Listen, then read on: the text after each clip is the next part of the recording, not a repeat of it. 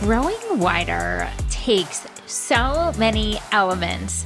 And when we look at how we can grow wider as a parish, there are some things we need to keep in mind. So first, who do we want to attract? So that's identifying that target audience. That second part is, how will we invite them and what will we do? And that is that invest and invite strategy. And then a third key component into growing wider is having a newcomer engagement plan. What will we do with these newcomers once they join or come into our parish? Well, I am so excited that you're going to get to learn from Allie Wade today. She is the Connections Coordinator at Church of the Nativity, and everything we're talking about today is what she does in the day-to-day in her role at Nativity. You're going to love her energy and some of her great ideas for how you can implement these strategies in your own parish. Well, hi there, Allie. Thank you so much for joining us today. It's great to be here. Thanks for having me. Of course. Well, Allie, we brought you here because we are talking about growing wider. It's one of our strategic anchors. And there are some key pieces of growing wider that include building a culture that welcomes people and having a newcomer investment and engagement strategy and investing and inviting. And we thought, who better to talk all about this than the Connections Coordinator at Nativity? What I live and breathe, right? Every day. Exactly. What better subject matter expert is out there than you? This is amazing. Oh, you're flattering me, but I am happy to talk about it, share with all of you. Well, let's get started with maybe first, Allie, can you share just a little bit about you and your role at Nativity? Yeah, so my role, I've been at Nativity for 7 years on staff for full time, and roles always changing and adapting. But right now I have most recently taken on the role of Connections Coordinator, which really means that I am anybody's first touch point who comes to Nativity. I'm going to be their first introduction for communication when they're new, when they stop by our welcome center or text new any weekend in. I'm that kind of point of contact of first welcoming them officially for joining us, being even interested in us, visiting our website, asking a question, like anything like that. I am their touch point. Oh my gosh. Amazing. So this is perfect. Well, let's get started here. We talk about one of those key elements of growing wider is first identifying your target audience. And we talked about this a little bit with Ed, how in marketing, identifying your target audience is a key piece of any marketing strategy. So it makes sense that if we want to attract newcomers, we need to know who we're trying to attract. So when it comes to identifying this target audience, what factors should our parishes consider? Well, first I'd say don't look in your pews, which can be kind of hard because I think we naturally default to the community that's around us, but we're trying to get people in who aren't already in our church yet. So you have to look outside your walls, and you can study your community just by being a part of your outside community, but talking to staff and volunteers as well about the people they know and love who don't come to church is a great way to learn a bit more. You can see similarities, and that's how you build an idea of who that person you are targeting is. You know, for us, we talk a lot about Timonium Tim, but of course there's more than that one specific character. There's plenty of women and young adults in our community that we're trying to reach to, but the trend we saw when we observed our community helped us develop Tim, and he's the hardest to reach. So if we are reaching and attracting him, we'll likely be attracting Timonium Tina and little Timmy and all of the others as well. Right. Oh my gosh, that's a great point where he is the hardest to attract. I mean, let's be honest, the golf course is really appealing on a Sunday morning. And, if we're attracting him, then he's going to bring his wife and his kids as well. And And his that's friends, huge. And right? his friends. So more, Yes. Oh my yes. gosh. For sure. And we talk about how like attracts like. And so when Mhm. you reach one Timonium Tim, you're going to reach so many more. Yeah, that's the goal. And I just have to say, too, I love your idea of talking to the people around you. So starting with your parish staff and saying, who isn't here that you know and that you care about? And what I think is important about that and impactful is that then your whole team gets started on, well, I care that these people aren't here. And so now I'm going to work even harder to make sure that they do come, that this specific demographic does come, and it does make it personal for them. Yes, absolutely. So once we've identified who our Timonium Tim is, or Glens Falls Glen, or whoever it is, maybe could you share some examples of some effective strategies for reaching those groups within the community? So once we know who Tim is, how do we get him there? Absolutely. So you could do lots of kind of research online to find out about demographics in your area, but I think the best understanding you will receive is by being in your community. So majority of our staff live in our local community. This goes back to exactly what we were both just saying. So they know their neighbors and the parents on the sidelines and the parents at their child's school. So use all of this knowledge and personal experience to keep in mind who the target audience is each and every weekend, to try and just find the best ways to make those invitations, what they need from us to attract them, what they're looking for. Oh, that's a really good point there. What do they need from us? What will make them want to come to us once we've identified who they are? That's such a great point. Well, you talk about investing and inviting. What does that approach look like? What is the best way to invest and invite? And how does that differ from traditional outreach methods? I think the key and the biggest difference to our invest and invite strategy at Nativity is that it's personal. Social media, mailers, the website are all incredibly important investments in outreach and to grow your church. And I am not taking away from that. But what we've seen and learned time and again is that it isn't just on church staff to grow your parish. It's up to every single member and person sitting in those pews week in and week out. It's a culture of inviting others and wanting to share their experience of their church with the other people that they know. So we've seen the biggest return in growth through those personal invitations from a member of the church to someone they know. And that's why it's one of our steps, and we speak on it so often because it's part of the shared mission of the larger Nativity community. Oh my gosh, that's so good. Now, maybe somebody out there is like, invest and invite. So okay, so I get the invite piece. I guess that's just asking someone to come to church, but what does that invest piece of it mean?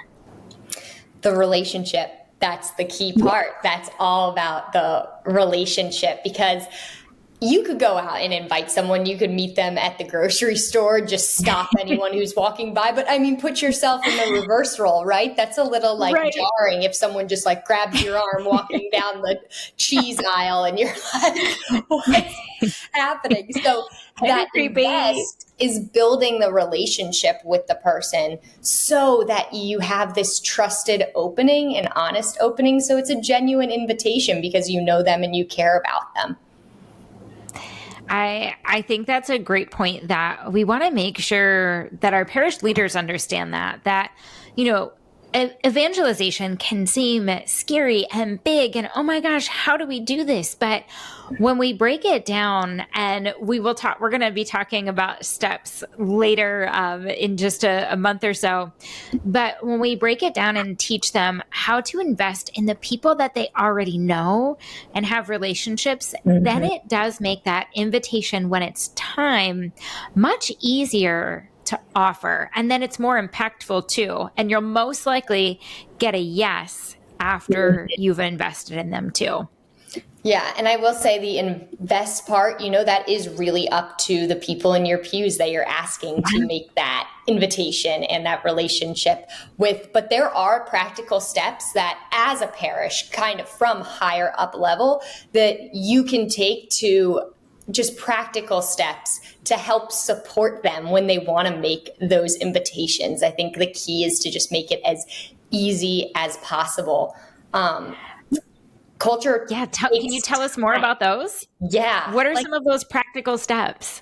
Well, having easy ways is things like invitations. We used to do it actually for the beginning of every new message series. We would hand out invitations to people the week before it started in our pews to invite someone and show them. And now we still do it periodically from time to time, especially when it comes to Christmas and Easter. We give out those invitations and they're perforated. So it's one for you and one to give. And we're giving you what you need to make that invitation, to just make it as easy as possible and kind of give you an opening. We also have shareable invites on our websites that live there year round that you can share through social media or use to send a quick text and stuff. I think culture is still very uncomfortable about talking with faith and society. It can be an awkward thing to bring up and you're not really sure how. So as a parish, trying to give simple tools for people to use so that they feel a little bit more comfortable, feel like they have an opening to make those invitations that they want to with these people that they're already invested with. Yes, I think that culture piece is so important. And then giving them the tools, because let's also be honest, sometimes that fear of rejection is very real. And even if it's a loved one that we want to invite, it can be hard. But I love that you're talking about setting our parishioners up with the tools to help make that invitation much easier. Well, let's shift gears to newcomer engagement. So why is it important for parishes to have a structured plan in place for welcoming and integrating newcomers? I feel like to know the power of having a structure, you just, again, have to put yourself in the newcomer's shoes, right? As humans, like being new at something or somewhere is uncomfortable for us. You're out of your element. I mean, you can think about your first day of like elementary or middle school. No matter how old we get, we have those same feelings of just insecurity, maybe worry that are in us when it comes to any new situation. So when you feel that way, it's easy and most desirable probably to just fly under the radar. But when you fly under the radar, it's easy to disappear. So we don't want you to feel insecure, worried, or uncomfortable. You're loved, and we're so genuinely happy you're here. We want to know you and know that you have joined us. So a newcomer strategy, having it in place, is how you show these newcomers that is how you feel, that you are genuinely so glad that they are here, that you want to know them and you want them to come back. It may seem odd as a church to think about it in kind of a boiled down business sense, but it reminds me of what Ed was talking to you about with marketing. But at the end of the day, it's customer service too, in a way. Especially if this new person is hopefully your target audience who isn't a consistent churchgoer. We want to impress them with our hospitality and care that they can't resist to come back. And you've got to have a plan in place to make sure that that's excellent and that is what happens. Yes. Oh my gosh. Well, can you talk to us a little bit about that plan? What does that plan look like? Sure. For us, we give them a lot of different ways that they can enter and identify themselves. We want to give opportunities for any kind of personality. So we have our welcome center that They can stop by in person after Mass if they are the kind that wants to introduce themselves and meet someone and get a tour. We also have our option to text welcome to identify that you are new. And that's, I'll connect with you and text you right back that day to connect with you and learn a little bit more about that. But before even any of those steps happen, a huge part is that moment of welcoming, whether they are part of our online community, and especially if they are joining us in person. That moment of welcoming needs to be genuine. We want them to feel it the moment that they walk in the door, so that they know that we love them and we're happy they're here. We want to know you. Hopefully then they identify themselves through the welcome center or through texting in. And then I get to make that connection over the following week with them to follow up, see if they have any questions, thank them again for joining us, and then hopefully get them to come back.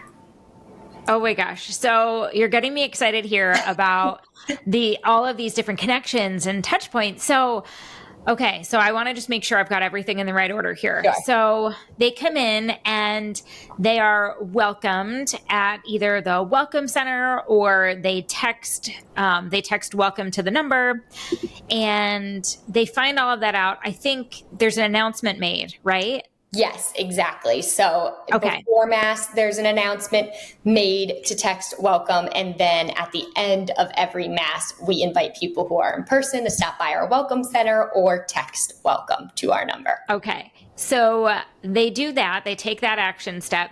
Then they get welcomed either via text message that day or in person at the welcome desk. And then what's that next thing that happens? And that's the follow-up. And this may be the most important step because it's probably the hardest. So much of our energy and focus is on Mass and the weekend experience, but this is the during the week work that really will make a difference. Our rule of thumb is to follow up within 48 hours of connecting with someone new. And this is when we thank them for coming. We say how glad we were to meet them. We offer to answer any questions, like I said. And then for us, and if you are able to, you can offer them a gift. It is an extra special way to make them feel loved that they probably aren't expecting to get something from a church, especially if they are a cradle Catholic. A lot of them have that preconceived notion that the church is just going to ask them for money. But no, we want to give you something. And for us, it's very strategic that it is a free item in our cafe. So it actually gets them back in the door, hopefully the next weekend. Love that. So that they can claim that free coffee or donut. That's so good. So then they get this next touch point from you. You follow up with them within 48 hours. And what happens after that? Well, actually, I need to back it up a second. How do you get their contact information? How do you know what to text them or to email? So for the Welcome Center, there is a form there. So we have ministers that are there welcoming them, and then they will complete an online form, which I receive. And at the very least, it will include their first and last name, their email, and phone number. We do ask for address at the Welcome Center, but sometimes people don't get it. We don't require it because we also want less is more. Some people see a really long list of stuff we're asking them for a ton of information, and they're just going to be like, never mind, I'm not sitting here for 10 minutes filling this out. So as long as we can get that, then I can reach out to them and follow up. So actually my first follow-up point will be emailing them. There's an opportunity for them to check off if they had any interest in specific things like a ministry or want to start receiving our daily practice, if they had anything we could be praying for them about. So in my initial contact with them, I'll acknowledge all of that, answer if they had any questions. And then if they haven't given me their address, that's when I'll ask for it. And I do the same thing via text message because this requires an answer from them. Asking a question in that first touch point is a great way to keep the line of communication open so that they hopefully don't just trash it and think it's spam or automated. I'm typing these emails out and I want them to know I am reaching out to them. So that's our first touch point. And then that's an easy way when they respond to know if they're part of our online community or they're local to Nativity as well, which helps us. Okay, so they're then texting back and forth with you and emailing back and forth with you. What is that next touch point after that?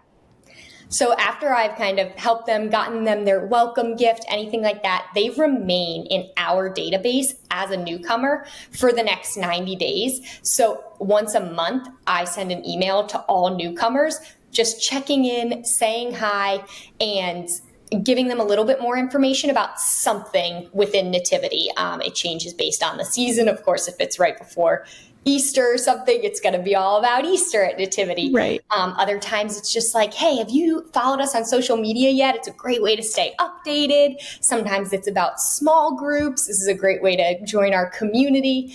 So it'll be kind of one thing. I try not to make it like a novel email. Again, I don't want it to seem kind of annoying or just be trash, but hopefully it is something that will benefit them, that might spark their interest. And it's coming from me again, which is someone that either a month ago, 2 weeks ago, or 3 months ago, they had contact with. So hopefully my name, will spark a little bit of a memory. And a lot of time I get responses, they're like, oh, thanks for this, but I don't need any of that. I'm actually interested in getting my child signed up for Vacation Bible School. Can you help me with that? Which is great. That's exactly what I'm here for, to just continue that conversation and feel like they have a personal connection to someone at Nativity, because that's the first step in feeling like you really belong.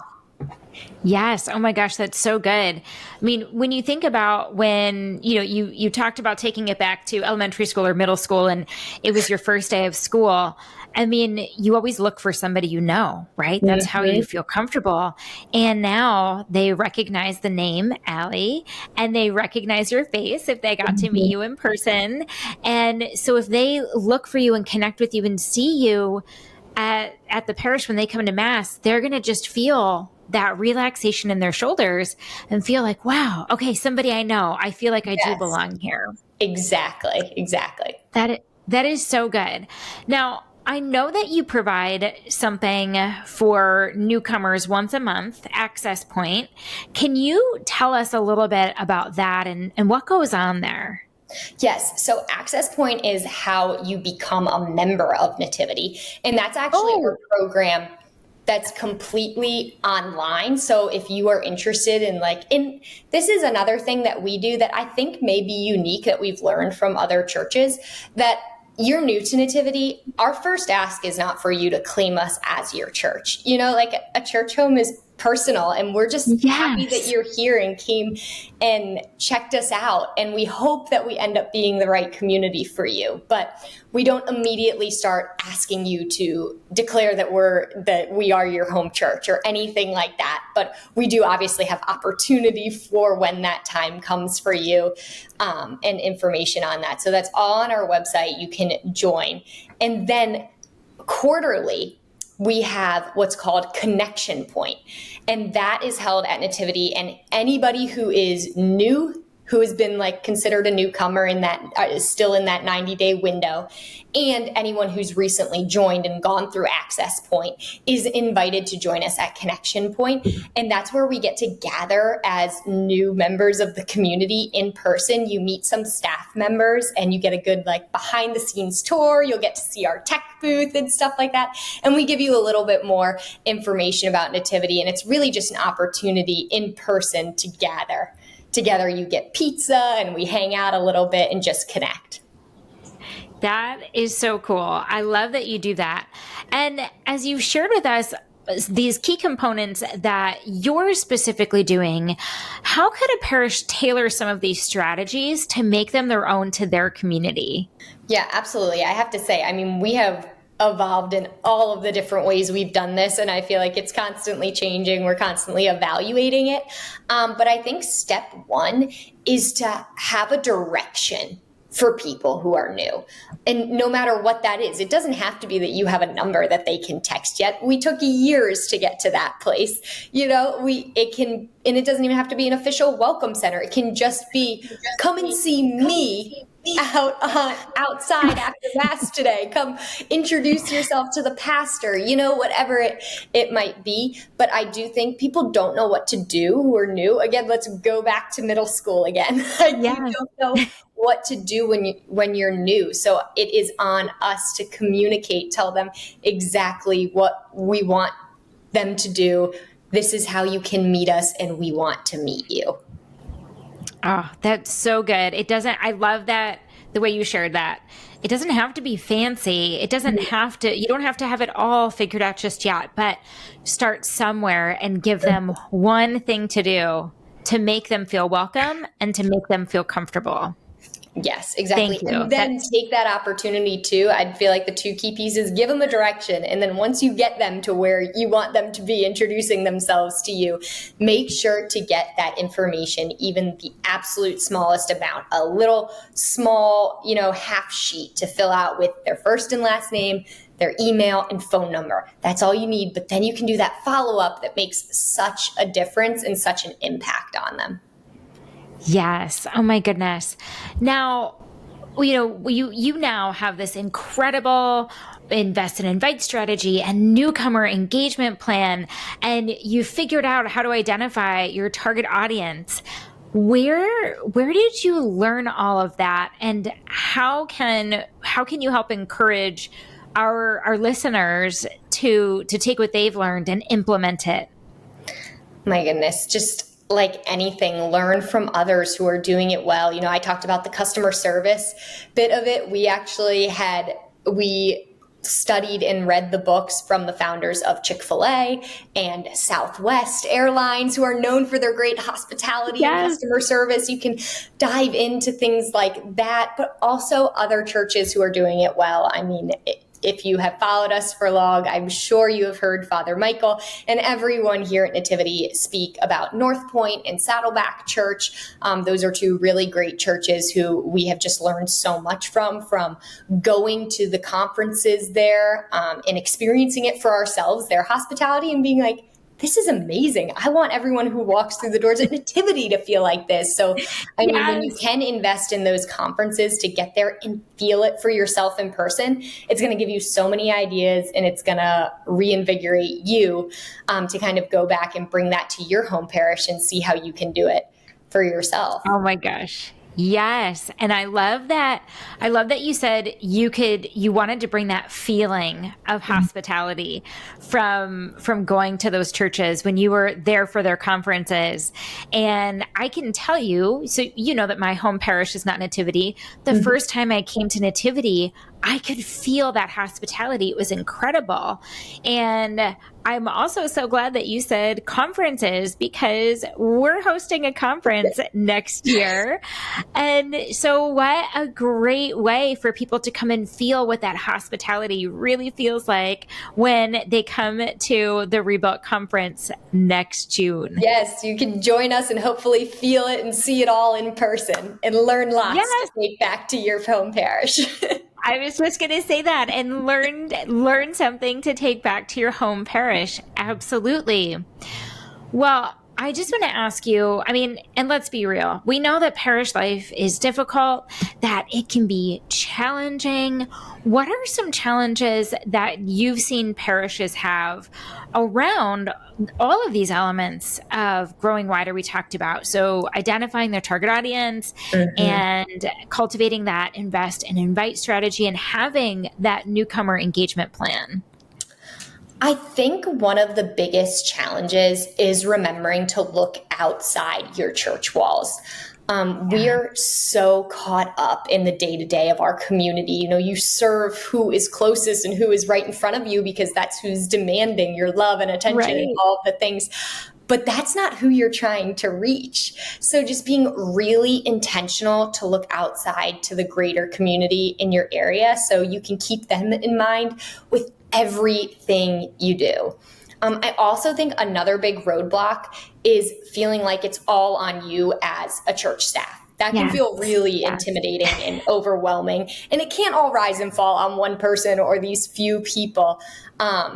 It isn't all on staff or even just one person to create a culture of investing, inviting. A culture takes everyone's buy-in to build. Yes. So it's a community effort to welcome outsiders, and it takes a change in culture from leadership on staff. Of course, that will then trickle down to each and every person in your pews. And a big part of changing that culture is being genuine about Yes. what you want when welcoming newcomers. We all want more people in our pews. I think naturally every single church, every Right. pastor everywhere would say that. But it can't just be about the number. Your heart as a staff and a community as a whole has to want new people coming in those doors. I just think about, like, if one of your members invites someone new and they walk in and get like a side glance and no acknowledgement and a look like, who Right. is that? Not only is that new person not going to want to come back, because that I'm sure didn't feel great, that member that went out on a limb and probably did something they weren't super comfortable with to invite someone will never want to invite someone again because Right. they feel so bad and uncomfortable. There's a culture in the Catholic Church that when we see all these people we haven't seen all year long that flood in for Christmas or Easter, Yep. it can break our heart to the point of we get frustrated.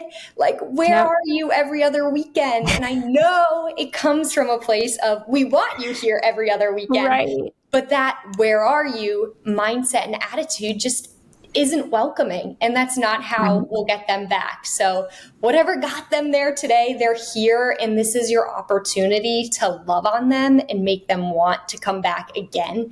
So that attitude towards newcomers creates a culture and feeling of welcome that will continue to drip through your entire community.